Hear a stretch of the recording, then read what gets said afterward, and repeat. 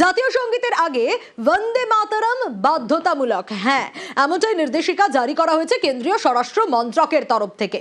কি নির্দেশিকা জারি করা হয়েছে? জাতীয় সঙ্গীতের আগে বন্দে মাতরম বাজবে, কিন্তু কটা স্তবক গাইতে হবে? জাতীয় সঙ্গীতের আগে বন্দে মাতরম বাধ্যতামূলক করা হলো কেন?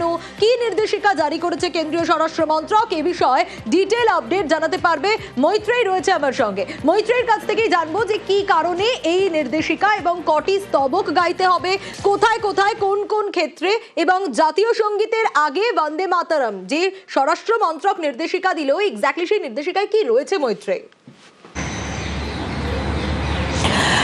সোনিয়া, দেখো, বন্দে মাতরমের 150 বছরের উদযাপন চলছে এবং একেবারে যদি 15ই আগস্টে লালকেল্লায় প্রধানমন্ত্রীর ভাষণ থেকে শুরু করে সংসদের শীতকালীন অধিবেশনে একেবারে বন্দে মাতরমের 150 বছরের উদযাপন নিয়ে আলোচনা, সে সবই হয়েছে। এমনকি প্রজাতন্ত্র দিবসেও এবারের কুচকাওয়াজের থিম ছিল বন্দে মাতরমের 150 বছর, এবং সেই পরিপ্রেক্ষিতে রাষ্ট্রগীত সম্পর্কে এতদিন পর্যন্ত কোনো গাইডলাইন ছিল না যে কখন বন্দে মাতরম গাইতে হবে বা কতটা গাইতে হবে। সেই নিয়ে একটি নির্দেশিকা জারি করেছে কেন্দ্রীয় স্বরাষ্ট্র মন্ত্রক। কি নির্দেশিকায় বলা হয়েছে? নির্দেশিকায় বলা হয়েছে যে প্রথম 6টি স্তবক বন্দে মাতরমের গাইতে হবে। 3 মিনিট 10 সেকেন্ডের এই পরিধি হবে এই বন্দে মাতরমের গান, এবং জাতীয় সঙ্গীতের আগে রাষ্ট্রগীত গাইতে হবে।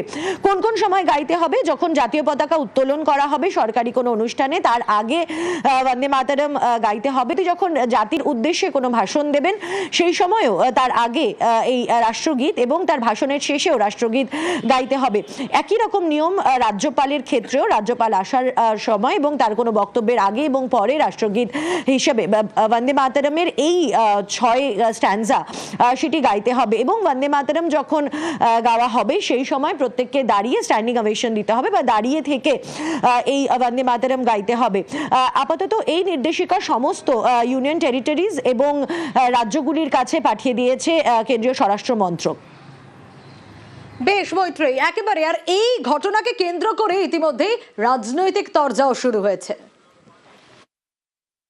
বিধিসম্মত সতর্কীকরণ বার্তা থাকে, তেমনি বন্দে মাতরম চালানোর আগে বিজেপি নেতারা যেন বলে দেন যে বন্দে মাতরমটা বঙ্কিম দাস বলে কেউ লেখেননি, ওটা বঙ্কিমচন্দ্র চট্টোপাধ্যায় লিখেছিলেন। আর বন্দে মাতরম গাইবার সময় ভুলে যেন বন্দে ভারত গিয়ে না বসে।